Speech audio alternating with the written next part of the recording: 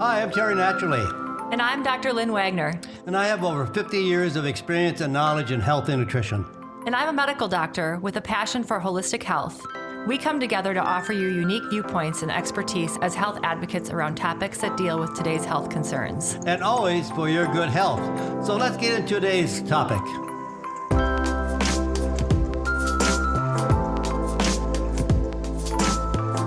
Hi, Terry. How you doing? Hey, Dr. Lynn, I'm so happy to be here with you again today. So good to see you. And I wanted to dive right into this quickly because I think it's really important for our audience to hear. I had the privilege of meeting Terry about 3 months ago, would you say? Yeah, about that. Maybe longer. Yep.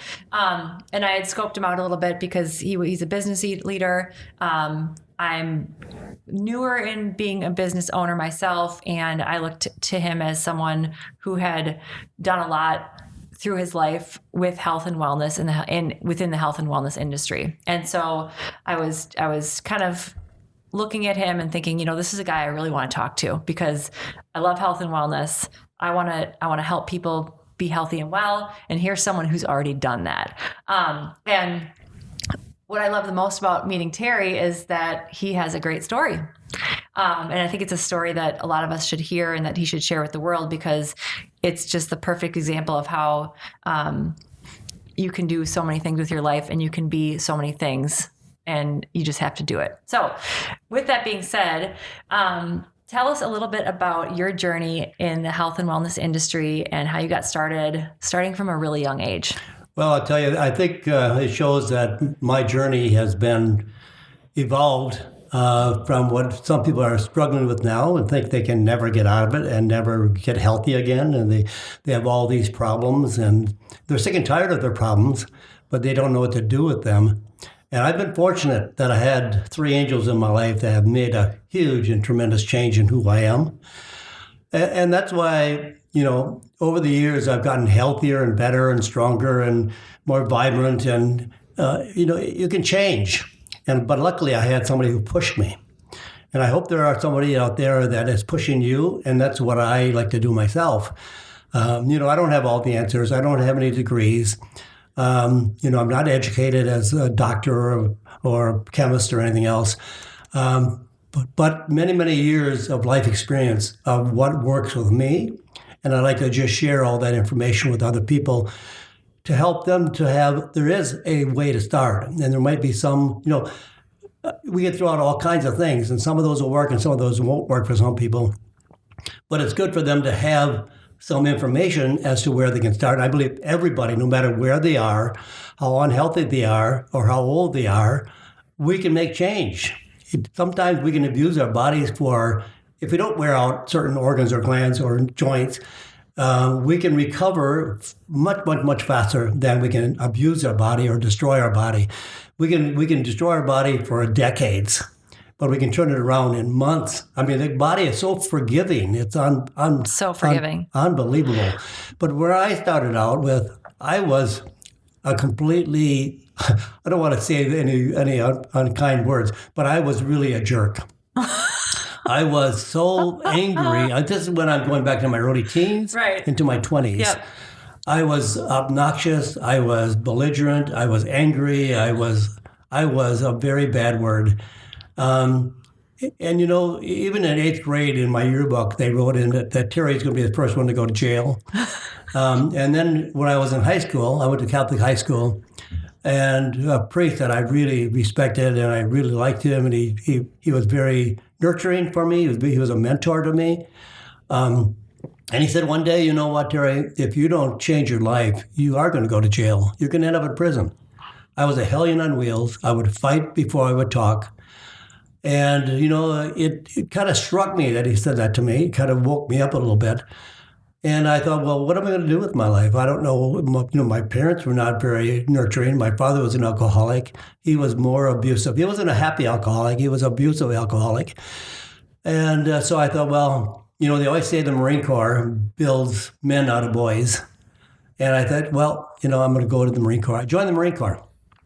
Now, this priest was an angel to me. He changed my life. He got me thinking about myself. Nobody had ever said that to me. So that was your first angel. He was my first angel. Right. And Father Elbin. And can I interrupt just one second? Sure, absolutely. I think this is really important because I see this in my patients all the time. I see them at their belligerent, angry, closed off, walled off state. And I've been working with patients for long enough that I can see through it, and I can see that innocent person inside of there who's good and who can do a lot of good and can be a lot of good and can feel good. But they don't have those angels in their life, or they don't see the angels in their life, or they just don't have that person to shake them a little bit and shift them out of it. And so I think it's really important for everyone to listen to this story to understand that you are in there. You're not that angry, belligerent person if that's how you feel. You're that way because of stuff that happened to you. For you, it was your childhood. People are that way because of things that happened to them, but that's not who they are. But the things that really happened was that, first of all, my diet at that time was absolutely carbohydrates and sugar. I didn't eat anything else but carbohydrates and sugar. And then my parents, my father didn't know what love was. He didn't, he beat up my mother. My mother was so beat up, she didn't tell the kids, my sister and myself, I love you. There was never any love in our family. Right. So I was angry. Mm-hmm. I was, geez, come on, here I am. Doesn't somebody want me? Right. And my mother would always constantly tell me, you were surprised we didn't want you. We thought you were. My sister, when she was born, she cried for 6 months. My mother hated her. But she was fed on cow's milk and carob syrup. And so, unhealthy all the way around.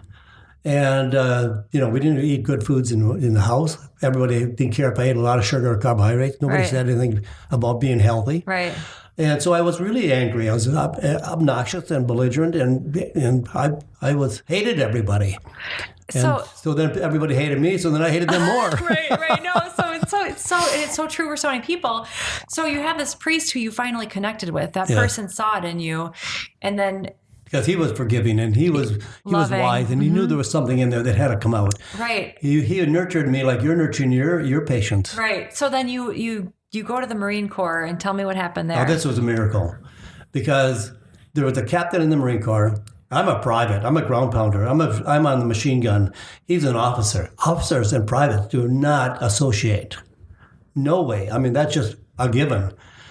And for some reason, like this priest, he saw something in me that he knew could come out if you could clear away all that mud and all that garbage. And so he got me working out with weight. When I went in, I was grossly overweight. I was severely depressed. I had hypoglycemia. I was a sugaraholic. And all that affects your brain. You got food chemistry affecting your brain chemistry, and it's bad food chemistry, so it comes out as bad brain chemistry. We get all of our nutrients from the food we eat, good or bad. And then he saw, I don't know what he saw in me. I never did ask that question, but I love that man he's passed away, but I love the man for who he was. And actually, he lived off the base with his family. We couldn't go off the base to visit officers, but he took me home, and I sat at his table and ate with him, and he, talked about what foods to eat and why we should eat better foods. And he was very athletic, very well. He was very strong. And you were in California at the time. Yeah, on Camp Pendleton, just off Oceanside, California. Mm-hmm. And then he took me to a health food store. I never. What do you mean a health food store? Do they sell health? Right. But he wanted me to start taking vitamin supplements. There was very little in those days because this was a long, long time ago. But there were more things in that health food store that I had ever seen that would be healthy. And so I shopped there I was in Camp Pendleton for about... I was there for about a year, and then I went to Okinawa for 2.5 years, came back, did another year. And so I was buying in this health food store as much as I possibly could and working out with him. And feeling good, and right? Feeling, oh my gosh. For the first time in your life, probably. First time in my life, yeah. It changes. So what did I want to do when I was discharged? I wanted to go back to Green Bay, Wisconsin and shop in a health food store. But, I never heard of a health food store in Green Bay. No. Never heard of it. But I did. I looked in the phone book, and I found a health food store called Bay Natural Foods. Mm-hmm. And I went down there, and I introduced myself to the owner of the store. Here's my third angel. Her name was Claire. And I would visit her all the time because she had a lot more information than I did. She went to seminars, she read books, a lot more educated about health and nutrition than And I she was was. probably so excited to share it with someone. Yes, and she loved it, and I loved listening. So she ran the store by herself, never had a day off. So I started working for her for free of charge because she couldn't afford to pay me, and I didn't care. So at the time, I was working in a machine shop from 3 to 11 at night for my family, my wife and 2 kids. And so I would go into the store, open up the store for her at 9 o'clock in the morning. I would work till about 2, and then I would race across town to get to my 3 o'clock job, which I didn't like. I hated it. I didn't know anything about machines. I wasn't mechanically inclined. But I loved what she was doing. So I did this with her for about 6 years. 6 years? Yeah, and then one day she said, on a Saturday I was in the store painting the walls, and we were kind of freshening up the store, and she said to me, she says, I want to stop doing what I'm doing. I'm getting tired, and I need to retire. And I have a gentleman that wants to buy the store, but I don't want him in my store because he is working with some younger kids, and he thinks he's going to put those kids in my store and run the store and just make money. And she said, they have no passion for the store. And she said, I want somebody who has a passion for the store. And she said, well, I hope you find that person. She said, I already have. I said, well, who? She said, you. I said, Claire, I don't have any money. I can't buy this store. I have more money. I have more month left over than money. I said, I can't afford to do this. She says, I'll tell you what. Here's my asking price. Here's how much I want for my store. But she said, I'll give it to you today. It's your store today. But you pay me when you can.